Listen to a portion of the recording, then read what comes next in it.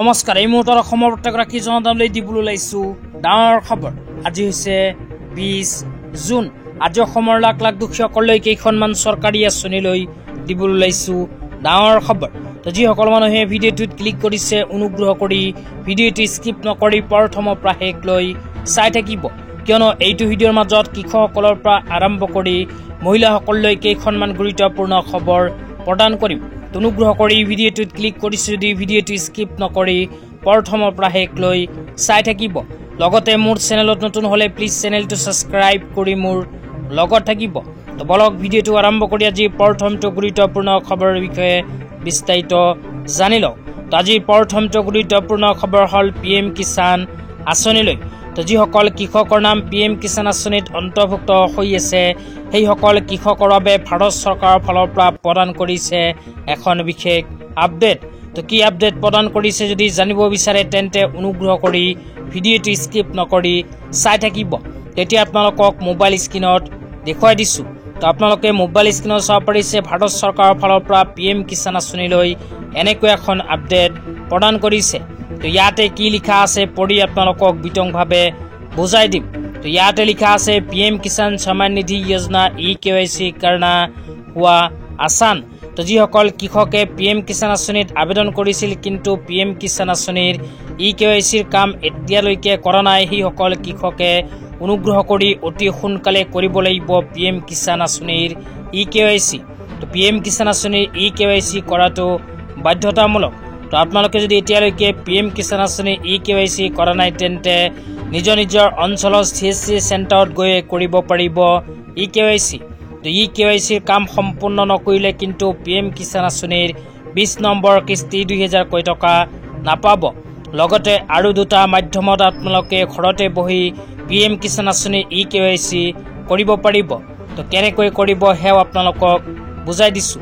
তো ইয়াতে 1 নম্বৰত কোৱা হৈছে pmkisan.gov.in অফিচিয়েল ৱেবছাইটত ভিজিট কৰি আপোনালোকে PM কিষাণ আঁচনিৰ EKYC কৰিব পাৰিব, অথবা আপোনালোকে প্লে ষ্টৰত ভিজিট কৰি নিজৰ মোবাইলত PM কিষাণ আঁচনিৰ অফিচিয়েল এপটো ডাউনলোড কৰি সেইখন এপৰ সহায়তে কৰিব পাৰিব PM কিষাণ আঁচনিৰ EKYCৰ কাম।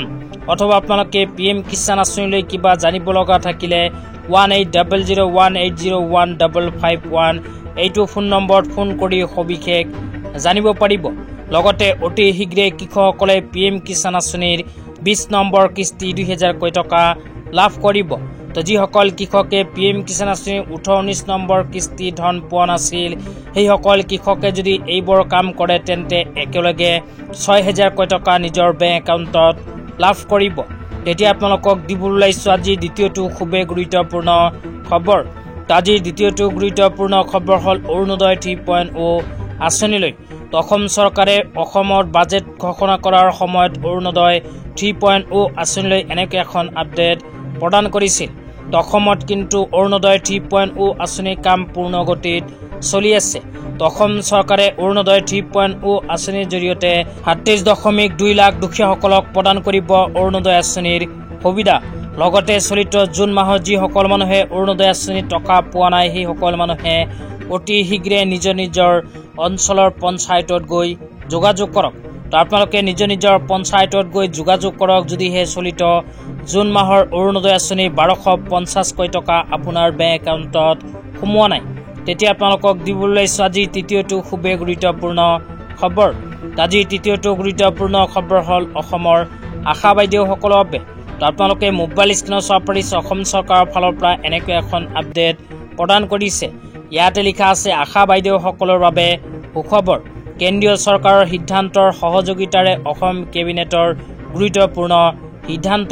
আশা কৰ্মী আৰু ছুপাৰভাইজাৰৰ মাহিলী পাৰিতোষিক বৃদ্ধি অহা 1 অক্টোবৰ তাৰিখৰ পৰা বৃদ্ধি হ'ব।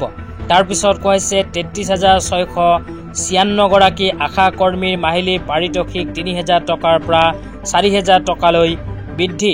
ইয়াৰ লগতে আৰু কোৱা হৈছে 2675 গৰাকী আশা ছুপাৰভাইজাৰৰ পাৰিতোষিক 9000 টকাৰ পৰা 10200 টকালৈ বৃদ্ধি কৰিব বুলি অসম চৰকাৰে এখন বিশেষ সিদ্ধান্ত গ্ৰহণ কৰিছে।